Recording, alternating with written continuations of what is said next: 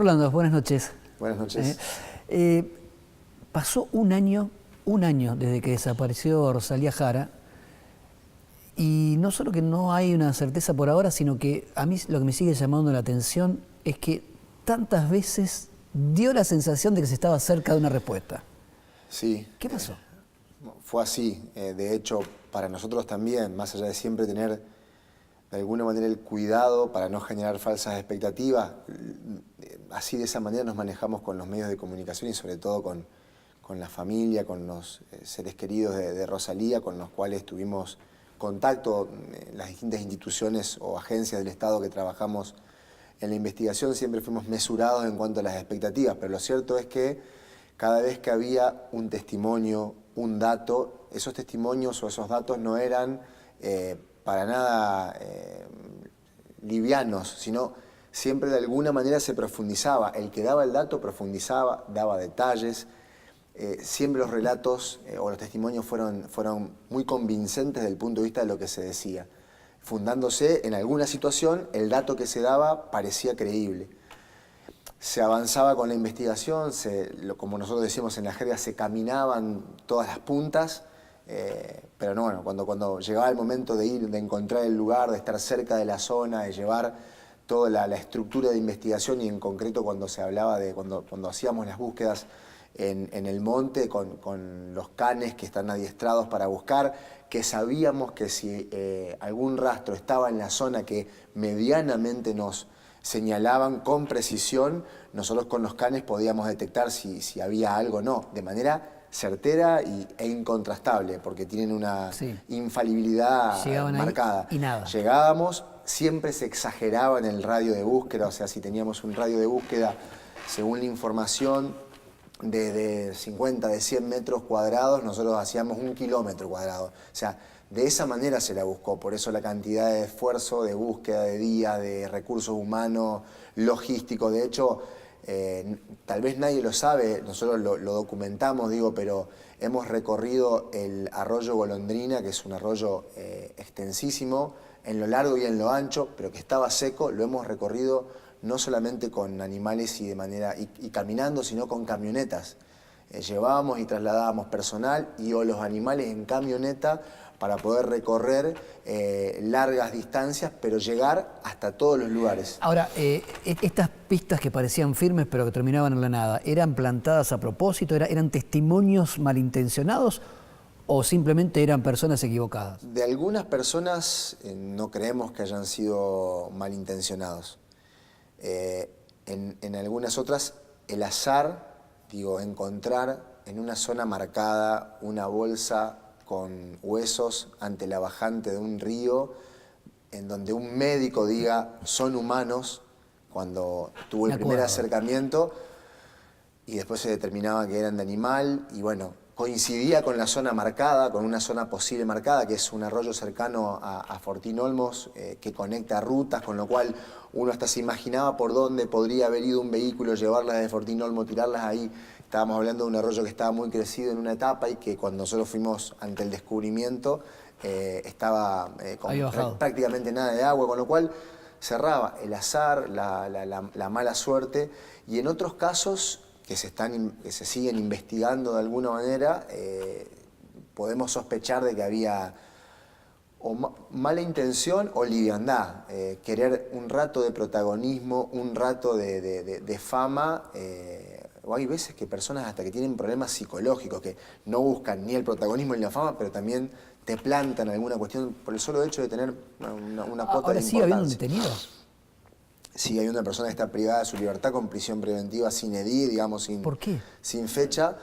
Es esta persona que fue detenida, el padre biológico de su hija, de la hija de Rosalía Jara. Recordemos que estaba embarazada. Sí, Juan Valdés, estaba embarazada. Tuvo una hija que hoy tiene 3 años, un poco más de 3 años, que tenía 2 años a la fecha de la desaparición, que se creía que era hija de una persona con la cual Rosalía convivía.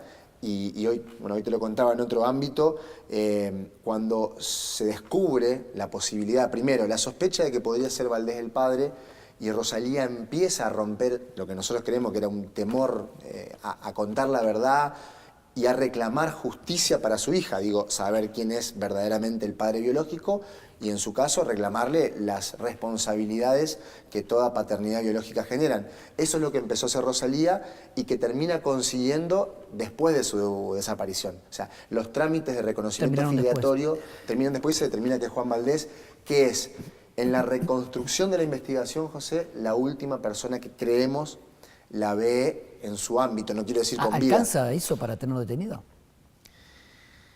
Es lo que dicen los fiscales y lo que sostuvieron muchos jueces que revisaron cada uno de los incidentes de prisión preventiva que la defensa planteó y que los fiscales sostuvieron negativamente, digamos. Ahora, si pasó un año... Y te quiero decir algo, José, perdón. Si no tenemos información imprecisa, esa persona va a ir a juicio oral y pública acusada de la desaparición forzada de Rosalía, que hasta ahora es desaparición forzada y nada más, y bueno, veremos qué más dice el tiempo. Ahora, si en un pueblito tan chico como Fortín Olmos desaparece una chica así como por arte de magia, como si hubiera sido abducida, si hay un montón de datos, de pistas, van, la buscan y no la encuentran, y no están, ustedes dicen, bueno, acá no está. Y entonces, ¿está muerta o está en otro lado, mucho más lejos de donde se pensaba? José, en este año de investigación, los ánimos y la sospecha, las hipótesis fueron de alguna manera siempre en el eje de la desaparición forzada, eso lo marcamos siempre. Desde el minuto cero nosotros pensamos que Rosalía se alejó de su hogar y su entorno de manera no voluntaria, o sea, forzada. Ajá. Eso lo sostenemos hasta hoy. Eso es lo que no cambió jamás. Las cosas que por ahí fueron en el ánimo de los investigadores variando es, está acá, no está, está cerca de Fortín Olmos, está lejos, está fuera de la provincia, la pudieron haber llevado, se fue sola, obligada, pero acompañada físicamente por otra persona, quitada de su ámbito físico de libertad por otra persona o por grupo de personas. Esas cosas fueron cambiando y variando también a medida que se recibía información. ¿Y hoy? Digamos, ¿Hoy qué se cree? Por lo menos estamos con mucho más espalda para decir en los lugares donde teníamos que buscar, buscamos. Y no está. Y no está. Esto no quiere decir que hayamos revisado hasta el último metro cuadrado, estamos hablando de miles y miles de hectáreas que rodean en forma de, como nosotros conocemos, monte, la mayor parte, a Fortín Olmos. Entonces sería mentiroso decirte que se buscó hasta en el último metro, pero uno tiene que hacer una reconstrucción posible de las últimas horas de Rosalía, también sabiendo que se movía sin un medio de movilidad automotor. Si no está cerca y está lejos, se la llevaron. Se la llevaron. Entonces eso toma un poco más de fuerza ahora, repito, porque hubo un trabajo de búsqueda intensiva en un montón de lugares cercanos donde podía haber sido ocultada. ¿Se la llevaron por decisión, por orden, por pedido de quien está detenido?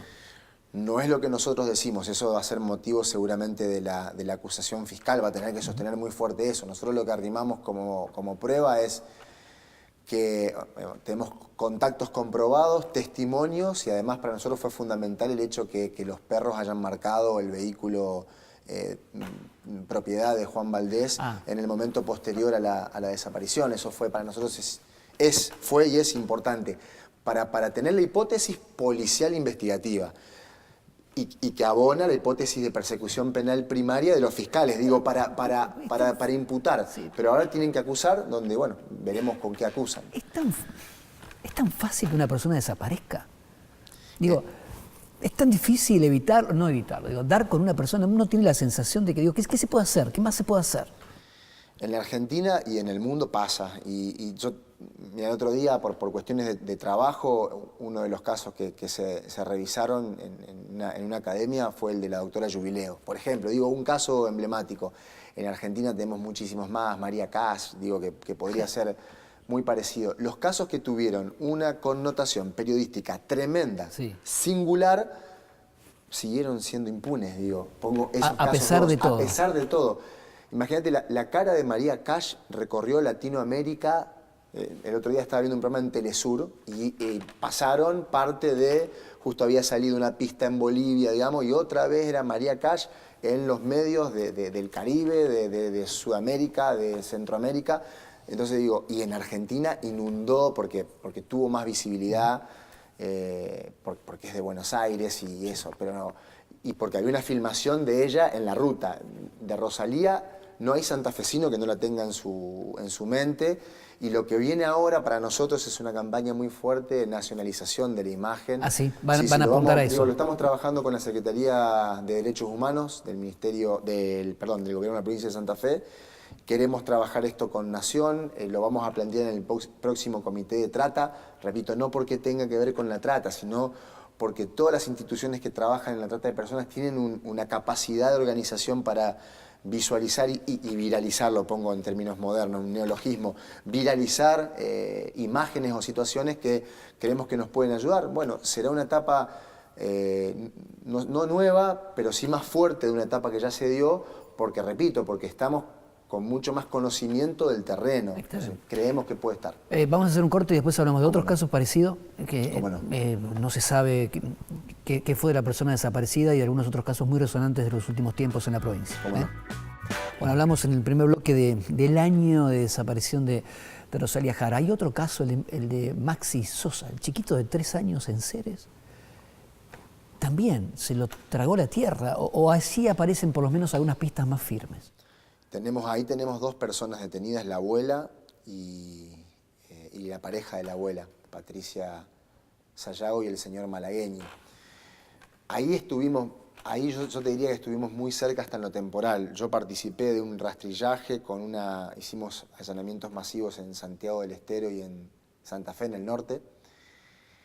Nosotros viajamos con una comitiva muy grande, fue una movilización de más de 150 personas, copamos pueblos literalmente del norte de Santa Fe. La desaparición se dio hace 2 años y medio. Hace 2 años y medio. Y el operativo fue meses después de la desaparición, porque teníamos datos concretos, habíamos avanzado muchísimo en la investigación. De hecho, después de esos operativos, o en el marco de esos operativos, detuvimos a estas 2 personas.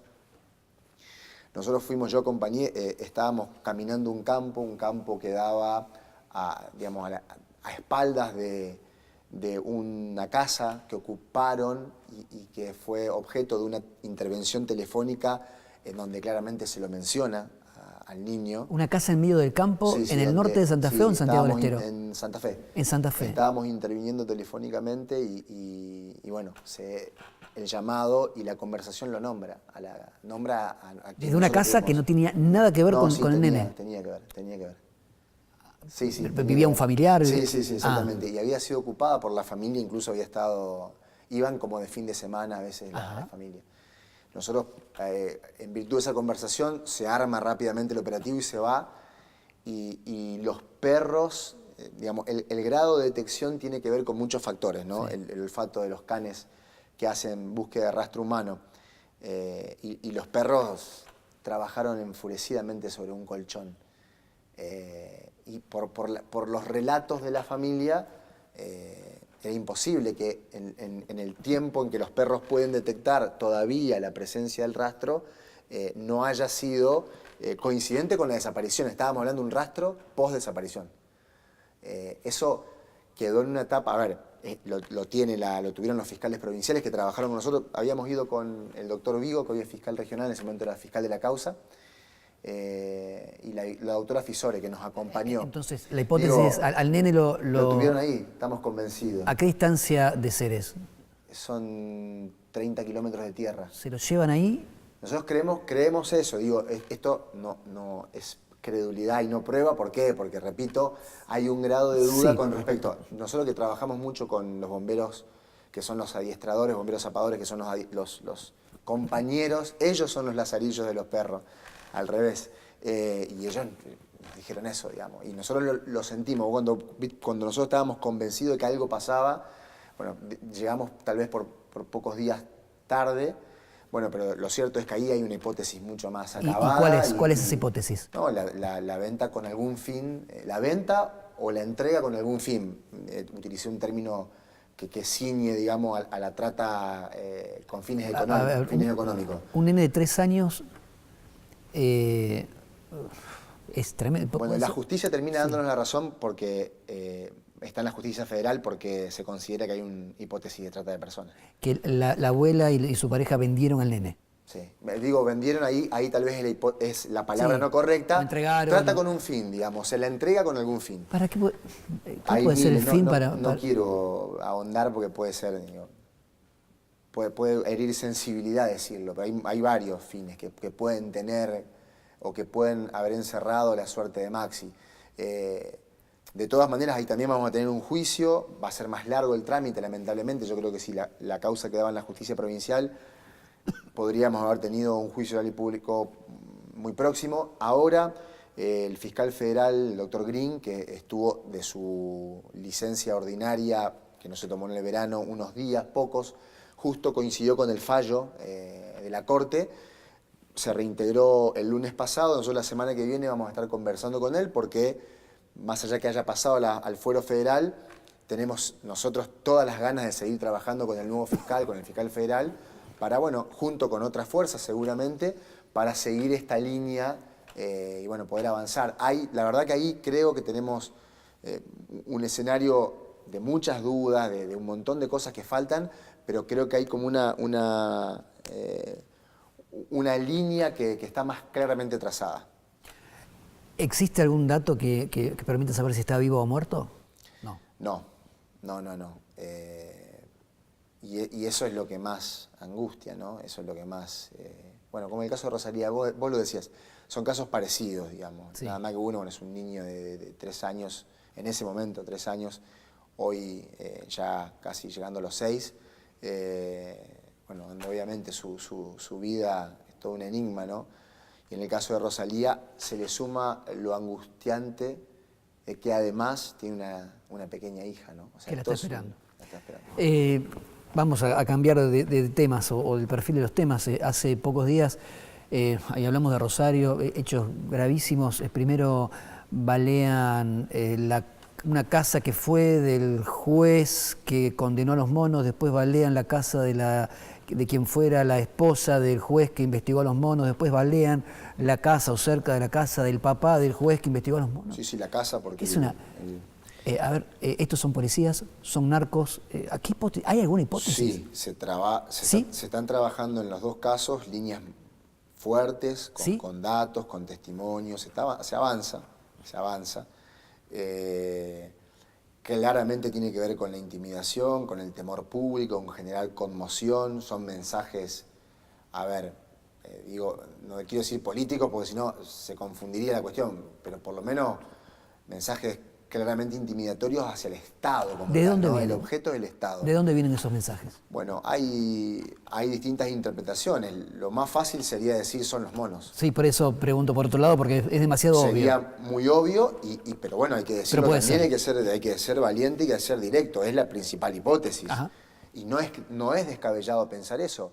Digamos, tienen todavía parte de la estructura, han tenido tal vez la estructura criminal más grande de Santa Fe, y una de las más grandes del país, en lo que es su extensión, hoy claramente golpeada, debilitada, achicada en número y en alcance, pero todavía es una organización criminal con poder de fuego. Entonces, no hay que descartarla y es la principal hipótesis. Ahora, no hay que dejar de mirar para otro lado. Y cuando uno dice eso, digo, en la teoría marxista, si querés saber por qué algo pasa, la teoría de los acontecimientos, ¿no? Para saber quién puede ser el autor de un acontecimiento, fíjate quién se beneficia y quién, por el contrario, se perjudica con ese acontecimiento. Acá claramente se visualiza a los monos en primer lugar, por eso es la principal hipótesis. Ahora hay que ver también quién puede sacar beneficio y rédito. ¿Quién puede estar utilizando la marca Los Monos? ¿Quién puede estar utilizando la marca Los Monos? También porque, y no estoy hablando, no quiero sacar el lazo, repito, la principal hipótesis, no hay que dudarlo, son capaces de hacerlo, miren la condena que recibieron, son capaces de eso y de mucho más. Por eso quiero marcar claramente eso, pero también fijémonos quién se puede estar beneficiando con que todo apunte para ese lado, otra organización criminal. Digo, lo dejo... ¿Hay otra organización criminal con ese poder o con esa osadía en Rosario? Osadía. Porque fíjate que el ataque o los ataques son ataques claramente arteros y cobardes, utilizando la noche, la velocidad, armas de fuego, tirando contra casa, digo... sí, pero la decisión hay que tomarla, ¿eh? Hay que tomarla, claramente, hay que tomarla. No, osadía, no caben dudas. Lo que digo es, no necesitas tanta estructura para hacerlo. a ver, organizaciones criminales, narcocriminales o de otro tipo de delitos, ¿no? Como materia, Sí, una moto. ¿matan personas de esa manera? No digo todos los días porque no quiero ser irresponsable, pero analicemos este año la cantidad de muertos que hay en Rosario, la mayoría ligadas o a enfrentamientos interpersonales o ajuste de cuentas, Sí. donde se utilizó en varias este mecanismo, una motocicleta, un vehículo, rapidez, noche, ¡pum!, balazo.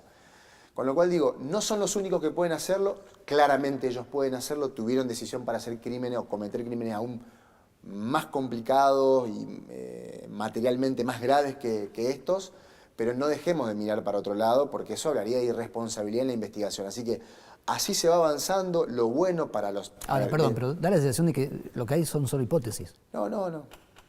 Digo, eso se lo tendrías que preguntar a los fiscales, pero a los fiscales de las dos causas, que con mucho cuidado algunas cosas te podrán contar. Yo creo que ellos quieren contar cuando haya una cuestión más concreta.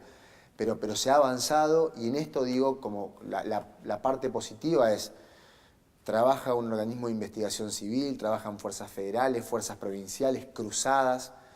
Acá nadie va a mirar para otro lado porque cuando hay control cruzado, todos se esmeran para poder llevar el resultado y para mostrar que se ha trabajado de manera correcta. Y en este caso también, cuando el destinatario del ataque con un fin institucional o parainstitucional es el Estado, digo, hay que quebrar la valentía de algunos miembros de agencias del Estado. Digo, jueces para que no se animen los jueces, para que no se animen los fiscales, para que investigadores policiales no se atrevan. Ese es el objeto. Ahora, se traspasó una barrera, ¿no? Porque hasta ahora se Sí. mataban entre ellos. Bueno. Ahora es decir, mirá, vos sos juez, vos sos fiscal. Ojo, porque yo sé dónde vive tu papá, tu mamá, tu ex mujer. Piénsenlo dos veces, sí. Ojalá que el resultado sea el contrario. Digo, en el caso... Hay un juez que se apartó. Sí, eso es un... No quiero hablar de ese tema en cuanto a lo personal. Institucionalmente es un mensaje débil o de debilidad. Hay que entender, hay que ponerse en los pantalones, tiene hijo, familia, mujer, es persona, y él bien dirá, bueno, estuve desprotegido, digamos, entonces el resultado es porque estuve desprotegido. Uno dice, sabiendo, si sos juez penal, si sos fiscal, si trabajás en el Ministerio de Seguridad, si sos policía, sabés que asumís un riesgo. Vos decís, te las tenés muy que fuerte. bancar. En el caso nuestro, digamos, a mí en lo personal, a mí me ha pasado, digamos, las amenazas están, pero bueno, ¿Cómo se cuida? Uno puede decir, yo viajo solo todos los días, no tengo custodia, no tengo chofer, ando por todos lados, estoy solo. bueno, Digo, tampoco está del todo bien eso. No, digo, uno no es valiente, o mejor dicho, no quiere mostrar una valentía que no tiene, porque cuando te apuntan con un arma o te amenazan a una familiar, ¿Qué te parece? se termina toda la valentía de pico, digamos. Claro. Pero digo, estamos, y una vez se lo hace inconscientemente. ¿Qué pensábamos nosotros de esto que vos decís, hay una niña que se quebró? Si vos no estás, se pensaba, ¿no? Si vos no te metés con ellos en el sentido de si no transás, si no los traicionaste, si no sos parte, por más que estés del lado del Estado, pero te hiciste parte, no saques los pies del plato, como se dice en la jerga. Bueno, en este caso son fiscales que fueron valientes, jueces que fueron valientes, que están del lado del Estado, un juez de instrucción que fue muy cuestionado, pero la verdad que su investigación soportó todas las miradas. Terminó con los tipos en la críticas, cárcel. Terminó, digamos, sacándose una mochila y pudiendo levantar claramente la cabeza. Entonces, hubo valentía y claramente hubo una claridad de estar de un lado del mostrador. Si todo se comprueba que este ataque fue dirigido a ellos con la finalidad de amedrentar, sí, se cruzó una línea, José. Gracias por estar en el programa. No, por favor.